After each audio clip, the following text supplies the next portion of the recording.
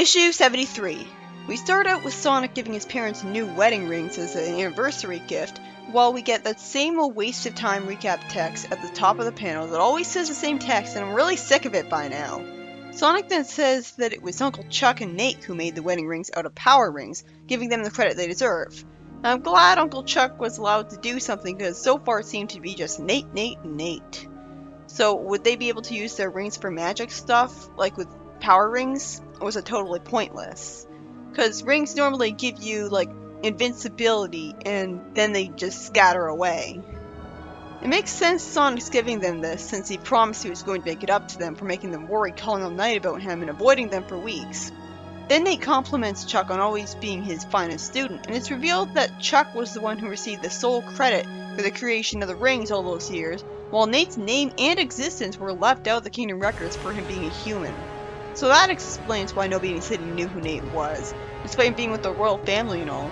Nate then cheerfully leaves, saying that Max, his old childhood nickname for the king, gets worried about him if he's away from the castle for too long. Naturally, since he was kidnapped recently. Then Sally calls Sonic on his wristwatch again. I'm glad they're finally using that concept regularly, and tells Sonic to come to the castle right away. Castle Acorn? Why isn't it Acorn Castle? It's not like it's French where you put the adjectives after the nouns.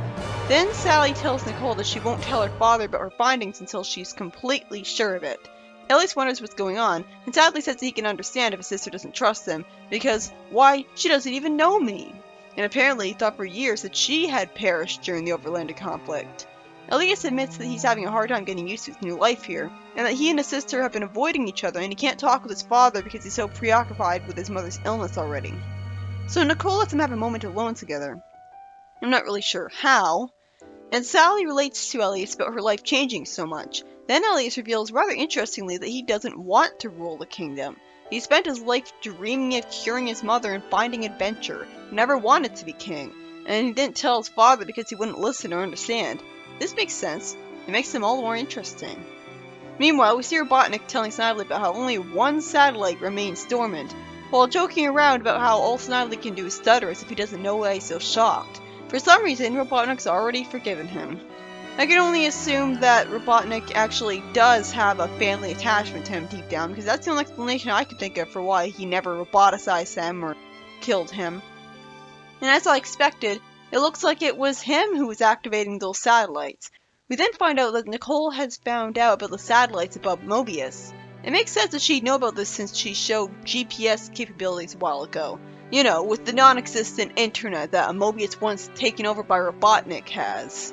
But this just raises the question of why the hell she's just learning about these satellites now. Especially since didn't Rotor put a satellite in space once? Nicole points out that one of the satellite's activation coincided with the day of the jailbreak by the inmates of the Gulag. Why did Tails put "and" Sally in quotation marks like he was being sarcastic?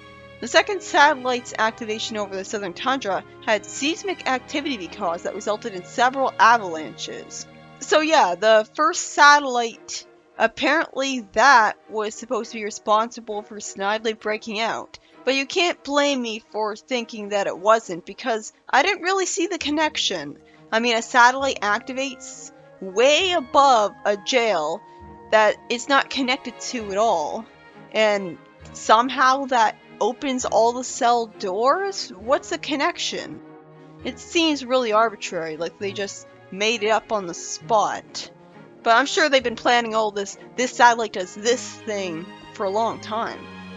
The third satellite activated over the Great Rainforest where Sonic and Tails were attacked by Robians, and Nate speculates that the satellite had been controlling them. I'm really loving this so far. I'm finally getting to see what every single one of those satellites did. It's all coming together.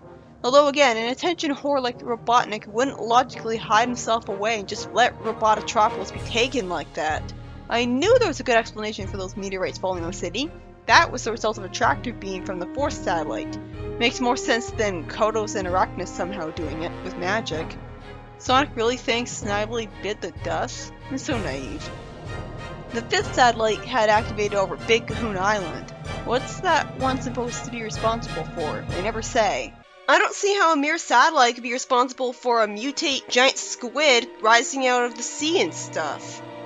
And then the final satellite activates over Knothole Village, and Sonic goes to Knothole through the Great Oak Stump and gets depressed at seeing that he can't find his parents and dog anywhere. Did Eggman somehow kidnap them? But wait, he still needed to get there through the stump. So that means it's still a zone all to itself, right? Why was a laser like that able to hit it when it doesn't exist on Mobius anymore? And it's not like he knew exactly where to fire the laser so that it would hit the Great Oak Stump so it would go through the portal, right? And it still hasn't even explained how the hell Robotnik could have survived. You know, the biggest thing I was looking forward to this issue?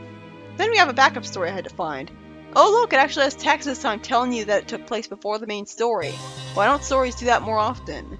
Uncle Chuck goes up to Amy and Tails at the library, and obviously the librarian already knows Chuck because Chuck's smart, so he'd be a regular at this place. He then annoyingly scolds that the library isn't a place for youngins. This seems out of character for him. Wasn't he supposed to be Sonic's cool uncle? But he's saying like an old person word, and how is a place of education not a place kids should ever go? Shouldn't he be proud of them? Then we get told a bunch of stuff we already know about Ixis and Kodo starting the Great War. I at least didn't know about the two turning on each other at the drop of a hat, or Ixis being able to create illusions like Merlin Prower and trap Kodos in fire when neither of those make sense within the confines of the four elemental powers. I mean, sure, he has fire powers, but you'd still have to be able to shapeshift someone's body to be able to trap them in fire, or be able to move telekinetically their body, which isn't made of fire. If you're gonna have him be an overpowered do-anything magician, at least be honest about it from the start. He traps Kodos and says that he'll leave him to his war while he'll seek sanctuary in the Zone of Silence. So we finally know why he went there. But wait, why would Uncle Chuck, who's telling the story, know about any of this? Wasn't this just between Ixis and Kodos? Kodos then had his troops steal all of Ixis' belongings. Good! Tails actually lampshades Chuck knowing all this. Chuck explains that in his roboticized state, he had access to all of Robotnik's files while he conducted his spy network, and simply downloaded the information on Ixis and Nagas that Robotnik shouldn't have been able to know about.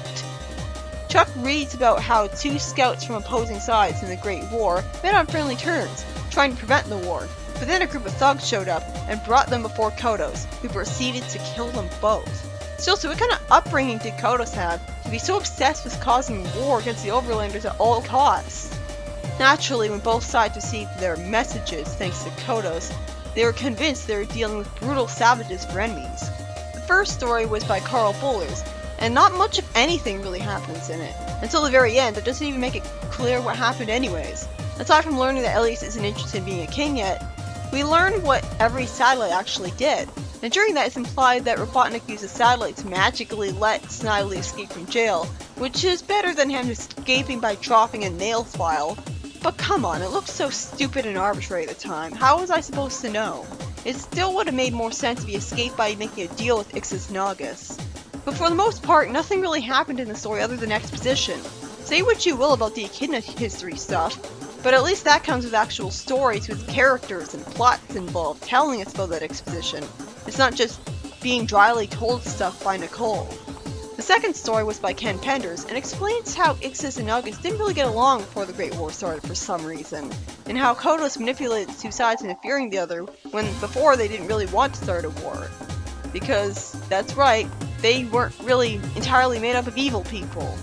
Chuck, knowing the former, was only given a passing hand wave, which doesn't really make much sense since Ixis wasn't exactly best buddies with Robotnik, and didn't exactly retreat into Zone of Silence in front of Robotnik, so why would he have known about that?